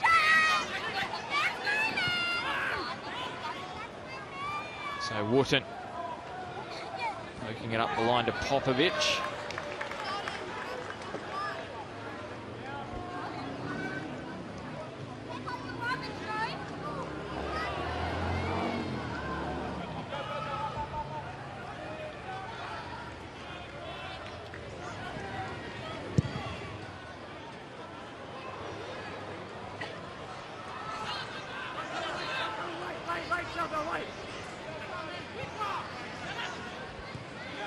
Salas, O'Shea, and Klein. Roos, good delivery, and the ball just spun away from Klein. So the touch from Vidic was almost pinpoint. And here goes Adam Taggart. And it's O'Shea. Just thwarted him. What's going on there from Valkanis? He spread the arms out. I thought we were playing a different sport for a minute there, Mossy. What a bizarre action that was. A little bit surprised referee Adam Kersey didn't have a closer look at that. Now, this just underlines the importance of this match. So right now, as it stands, Brisbane 2 points outside the top 6. Perth 4 points outside. Brisbane win this, all of a sudden they're back level with Macarthur at the base of the 6. Remember, they've played 2 more matches at this point. Crucial moments. Roos off the toe of Vidic. Tevare, oh, he's done Klein. Beautiful piece of skill. Taggart now. I feel like he's going to enjoy playing with Tevare. The technical ability, the passing range.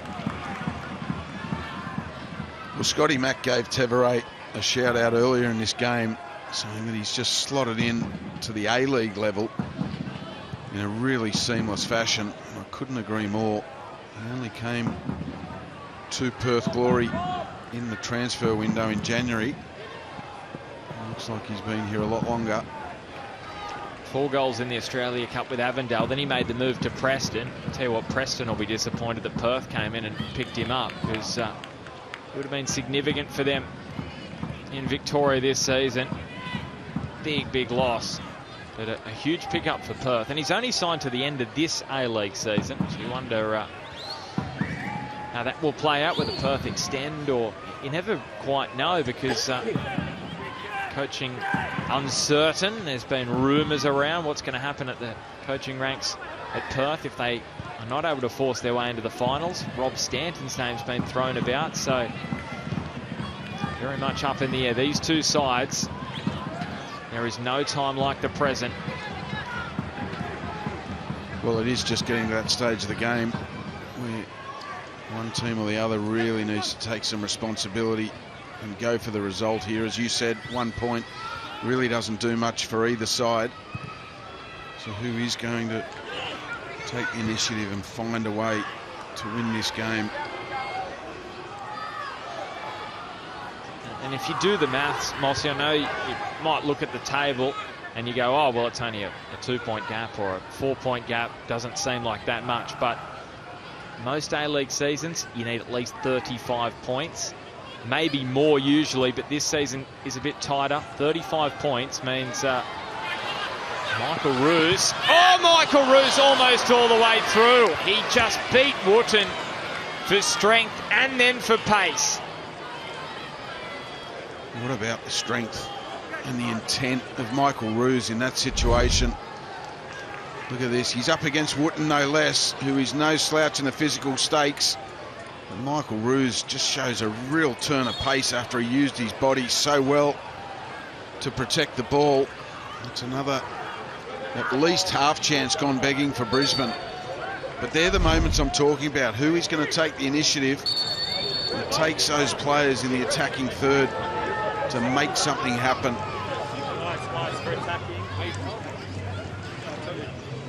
So Timmins, the latest player down. And just to finish off that point, Mossy, so if you look at, for example, Brisbane, 20th match today, they draw this.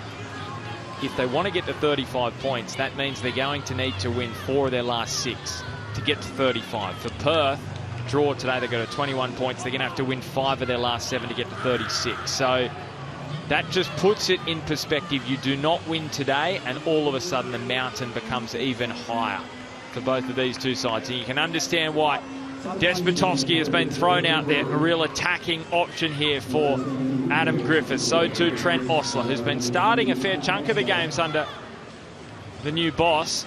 He's coming off the bench here today for Tevere. And Timmins, the other man, replaced. Despotovsky, 1 goal this season.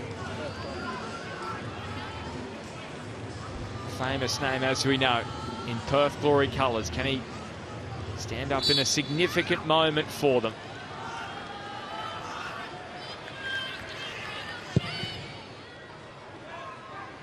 Remembering the finals drought for these two sides, 4 years for Brisbane, 5 years for Perth. It's been a long, long time since either of these two sides have been playing knockout football in the Isuzu UTE A-League, and they are within touching distance. It is within their hands. And we're into the final 15 minutes in Redcliffe.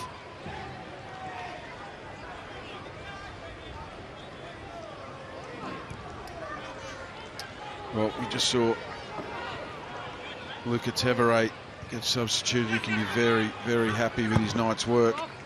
Regardless of the result, of course, he'll want his side to find a way to get all 3 points, but he's been fantastic for the away side this evening. I just wonder whether that breeze has just increased. You can see the 4X flags in the background, Mossy. Looks like there's a little bit more about them the last 10 minutes or so. Is that just giving Perth a bit more wind in their sails? Brisbane Roar bench unhappy about that decision on the throw.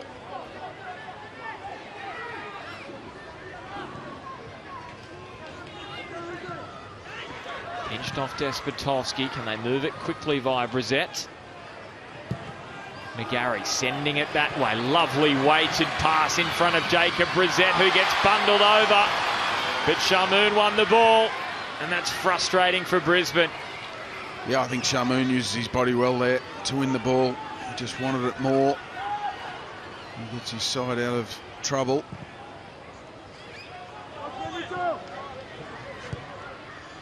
Despotovsky. Well, here's a physical duel. We're going to get to watch the next 15 or so. Popovic v Valkanis. And I'm giving round 1 to Valkanis. Two pretty decent names in Australian football as well on the back of their shirts. As we see Shamoon get his side out of trouble up the other end. This is a wonderful pass by Pennington. He's been very good for Perth tonight as well.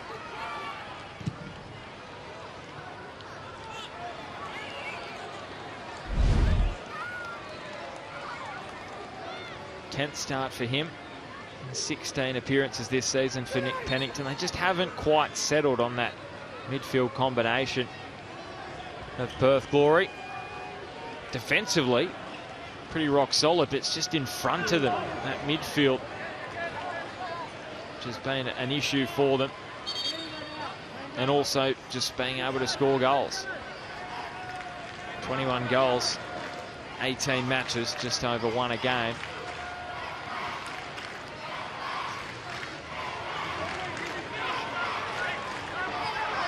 Despotovsky towards Taggart. And Shamoon, look at that, shots on target. None for Perth so far. Popovic has a chance here. Is that a shot on target, Mossy? Are you putting that down as a shot on target for the Glory? You've got to. It's off a Perth Glory player into the hands of Dean Bazanis. The grateful hands of Dean Bazanis. Well, remember, they didn't have one last week in the 90 minutes against Adelaide. So is that going to go down as a shot on target? We're just whacking for the stats gurus to put the numbers in. There's the XG today. Brisbane, no doubt, with the better of the opportunities in this match so far. That is without doubt. But that's not where matches are won and lost. As Popovic charging after it. On the official stats, it still hasn't registered as a shot on target.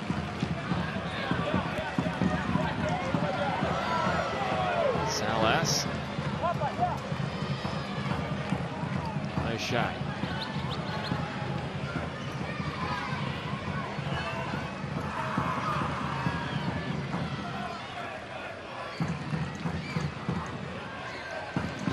Brissett versus Shamoon. Crosses a low one. Caltack away.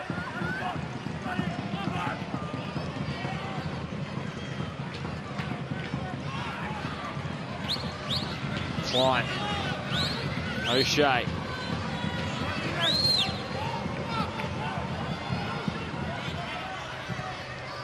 Moving the ball from left to right. They've just got themselves in a little bit of an awkward situation. Salas had no eyes for the ball there. I don't know how he's gotten away with that. Roos. O'Shea clips it over the top. Sutton has done enough with the header in Perth and a free kick. Well, that's the second time a Perth Glory player has just blocked the run. Sorry, I beg your pardon. A Brisbane player has blocked the run of a Perth Glory player, as we see the foul again. Just there on the edge of the box against Despotovsky. But first we saw Valkanis at the back block a Perth Glory player running to close down Dean Bazanis. And then we've seen Salas with no eyes on the ball block the run of a Perth Glory player again. And the referees have to clamp down on that. Well, the thing that I'm confused about, Mossy, well, now Sam Sutton saying, well, hang on, we'll dish out a bit of that. And Valkanis stands up and has a chat to the fourth official. It was right in front of the assistant referee, Mossy. It wasn't like the other one, which was down the other end of the ground. Okay. Oh, hang on, what's going on here? What is going on here? Is this a bit of wrestling between Valkanis and Taggart now? I wonder whether the VAR is going to... Oh, now Taggart is pushing away Salas. He has got the red mist descending here, Adam Taggart.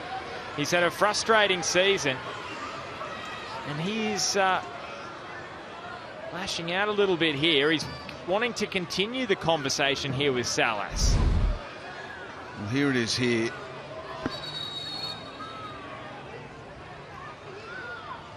And again, it's Valkanis blocking Adam Taggart as he goes to close down the furthest player, so he can't be an option for the throw-in by Salas.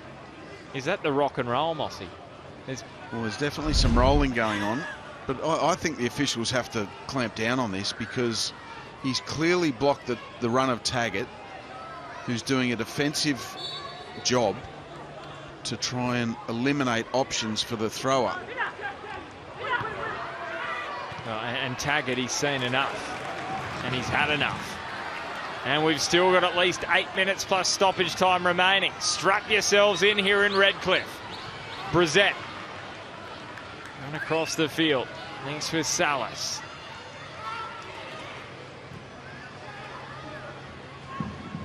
Well, Brisbane went to Perth back in January, and they took all 3 points. Perth want to return the favour here in Redcliffe. Brisbane wanting to win at this venue for the first time since 2022. It's been a long time since they last won a match here in Redcliffe. It's been, of course, a period where they have played majority of their matches at Suncorp.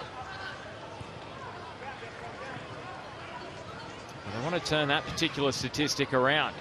Defeats here against Wellington and the Mariners this season. That'll be a throw for the Raw.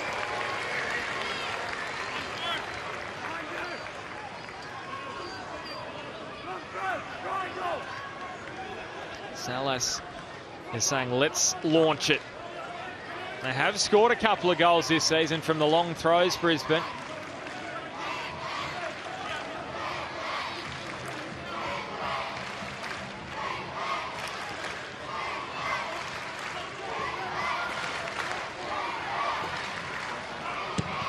Throw, well, it's a very poor one in the end.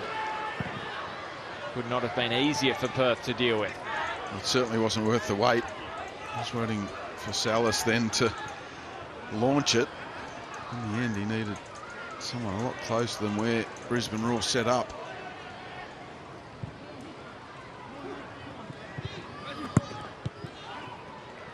Well, darkness has descended on Redcliffe. Is darkness descending on both of these two sides' seasons? Because they cannot afford a draw here. They must claim all 3 points. Brissett ran into his opposite number, Pennington. Well, Brissett has trodden on Pennington quite obviously here. And Nick Pennington once again, the everywhere man tonight for Perth.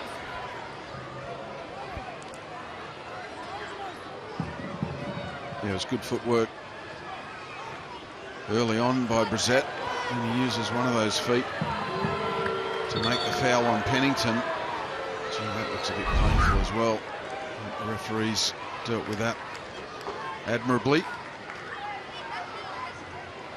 Now, I'm told, Mossy, the VAR was actually just having a little bit of look. I think that's been cleared now. They were checking for a potential red card. So, check has been completed. Well, his studs came into contact with Pennington's leg, there's no doubt. I think that was in the normal action of running with the ball. Had he stomped, then I think he would have been in trouble. So corner here for Perth. Well, we know it's two sides under pressure, Mossy, but a draw here, doesn't that just continue the pressure that builds on these two clubs? Yeah, it certainly does.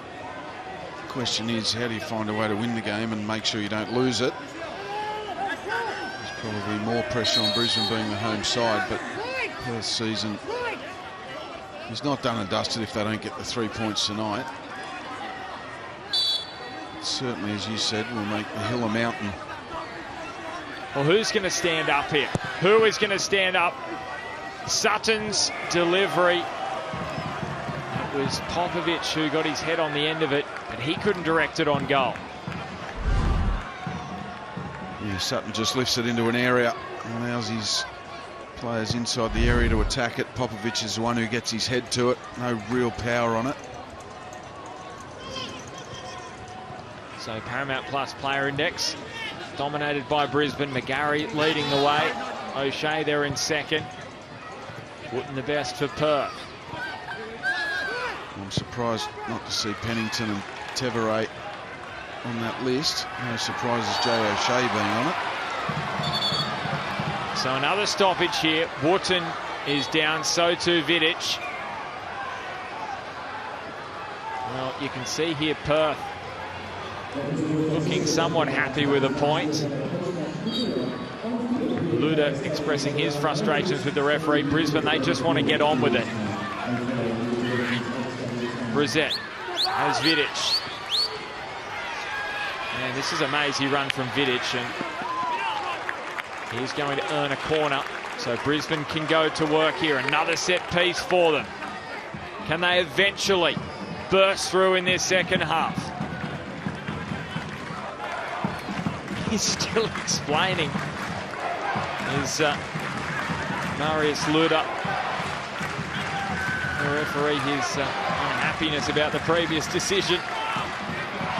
That's all in the past, though. It's all on this for O'Shea. We know he can put a set piece on a dime.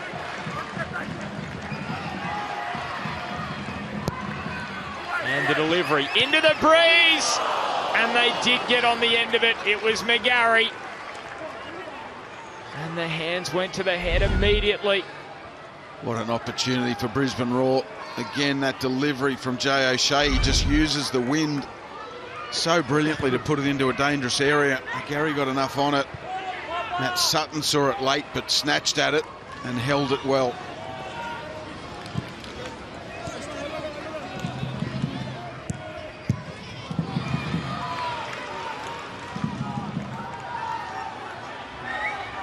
So remembering that Brisbane, this is the beginning of 4 consecutive home matches for them.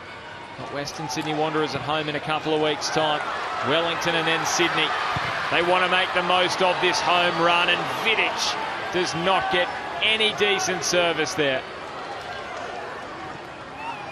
And MacArthur and Wanderers live now.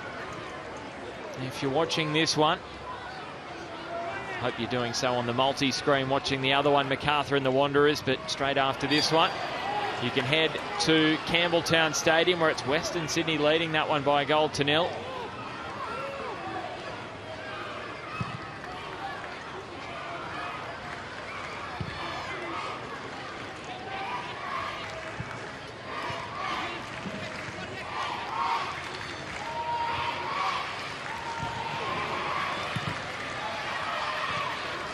Klein, Vidic, nice little turn away from Caltac, down he goes, referee says nothing doing. Now it's Perth on the counter-attack. Despotowski, he could not move it past Salas. And now it's Roos, burns past Sutton. Oh, it's a crunching tackle from guess who? Nicholas Pennington, take a bow. He has got through a mountain of work for his side tonight. Michael Roos can't believe his lack of fortune there. He's done brilliantly. Jay O'Shea wins the ball back. Look at this from Roos. He just puts the afterburners on there. That's too easy from Sutton. But Pennington says, don't worry, son, I've got your back. And he slides in brilliantly to avert the danger. 6 minutes of additional time. More than enough time to find a winner at Redcliffe. McGarry almost scored from the previous corner. This time he's delivering. This time it's Sutton. Down goes Vidic. And there'll be a lot to unpack here. And it's Vidic who's gone into the book for a yellow card. I thought Mayoroni had to be very careful with his protestations because he's already on a yellow. Phil Moss, can you unpack this? Well, here's the delivery. Brilliant delivery. For all intents and purposes, you thought it was in. Sutton pulls off a fantastic save. Vidic goes to ground. He thinks unfairly. VAR will be having a look at this, but look at this from Sutton first of all. Let's admire that. That is brave goalkeeping. I'm not sure there's a foul in that. Certainly not as clear as what Vidic thinks. Well, what a save from Sutton. Huge, huge save in the context of Perth's season and in the context of Brisbane's as well, but they still have a chance here. From the set piece, Brissett, a little shimmy. An attempted strike from McGarry goes closer to the corner flag. Now a little chip and chase from Brissett. Shamoon. And now to Abreu. He clears it away. Maroney. We'll strap in because what we've missed in all of that is there are 6 minutes of injury time, of which we've used up nearly 2, so 4 minutes to go. Anything is possible in these 4 minutes. Well, that has gone over the sideline from Bazanis, and he's going to have to rush back. Perth are going to have a throw. 4 minutes of stoppage time remaining. As we said, 3 points worth. Absolute gold and a point. It just makes the challenge even greater for Brisbane and Perth.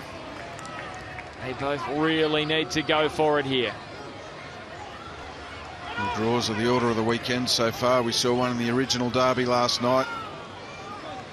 We've seen one on the Central Coast between the Mariners and Newcastle. Are we about to see another one here? Not 3 good. 4 games. Not good for the tippers if you didn't tip a draw, Mossy. Who sits on the fence, Benny?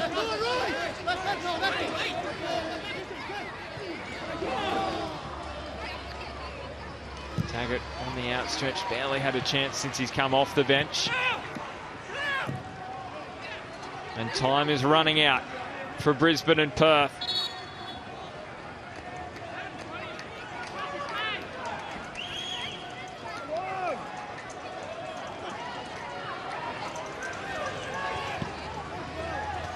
Popovich. Oh, well, McGarry returned with a vengeance after he was initially bumped off by Popovich. Taggart.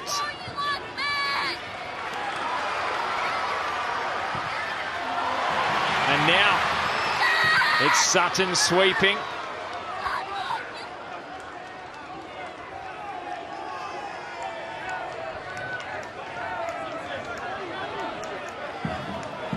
And of course, the beneficiaries, particularly of the draw on the Central Coast, is Auckland, who put Melbourne City to the sword earlier this afternoon. They're now just 2 points behind Newcastle in second spot. Steve Corica knows how to get the job done. He's done it plenty of times.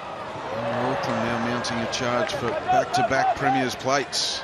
Well, they play Newcastle in about 2 or 3 weeks in Newcastle. And that's, well, that is going to be box office for sure. So Brisbane, well, they're going to get a throw here. They've got 90 seconds remaining, and they just have to go for it now.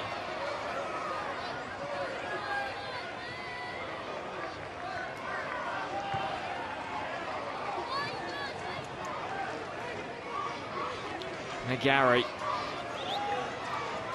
Well, it's laboured here from the Raw. O'Shea's urging them forward. Look at the captain. He's saying, move it forward. Let's go for it. Roos, a little nudge. It's a poor pass. O'Shea, the service for the captain today hasn't been the greatest, has it? But here come Brisbane. They have somehow scrounged it back. He looks a little sore and sorry in back plate as O'Shea. Brissett squares it up. Roos. Klein. Does he take it on? Not this time. Brissett hooks it up. Gets away from Salas. He cuts it back. O'Shea! And it's Wharton with the block this time. The hands go to the head for the Brisbane captain. Oh, Wooten had to stay calm there. He knew anything other than his thigh would probably result in a handball and a penalty. He kept his head, the Perth Glory skipper. Jay O'Shea thought he'd done enough to find the far corner. Is this the moment for Brisbane Roar? Well, it's the final chance of this match. It's the captain's delivery. It spills for Roos. Deflection! And Luna back to Roos. Now it's Vidic. Desperation everywhere from Perth. They may well have saved themselves at the death. Salas back into the mixer. Sutton rises. Sutton claims. Well, he's been the saviour late on. Has Matt Sutton. Now Salas back to his goalkeeper. It's route one. And that is it. A point which does little in the end to help either side on an afternoon that both were desperate for all three. Perth will feel like it's a point one after the desperation of those final few seconds. Brisbane will feel like it's a missed opportunity. The reality is that both remain outside the top six, and with less than 2 months left in the regular season, time is quickly running out.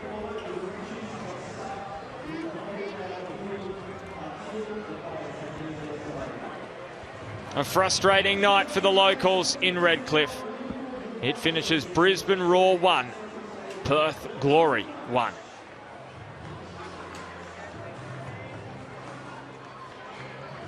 And let's have a look at the 3, 2 and 1 in the Alex Tobin medal race. And Nick Pennington, what a performance from him. Huge part in the goal for Perth Glory. Defensively, he was everywhere. Teveray, he was exciting to watch. And Jay O'Shea gets a point for Brisbane. Let's hear